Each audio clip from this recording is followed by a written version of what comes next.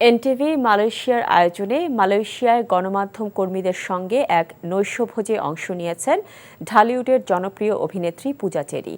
NTV staff correspondent Kaiser Hamid Hannan জানিয়েছেন, অনুষ্ঠানে যোগ দিয়ে নিজের অভিনয় ও ব্যক্তিগত জীবন নিয়ে আলাপকালে সাংবাদিকদের প্রতি কৃতজ্ঞতা প্রকাশ করেছেন তিনি। পূজা বলেন, তার এতদূর আসার পেছনে দর্শকদের পাশাপাশি সাংবাদিকদেরও অবদান কম নয়। প্রবাসী বাংলাদেশি ভক্তদের উদ্দেশ্য করে তিনি বলেন, দেশ বিদেশে ছড়িয়ে থাকা বাঙালিদের ভালোবাসা পেয়ে এগিয়ে যাচ্ছেন তিনি। মালয়েশিয়াতে আমার এক টুকরো বাংলাদেশ আছে। এর জন্যই আমরা আসলে উপর আস্তে আস্তে উঠতে পেরেছি।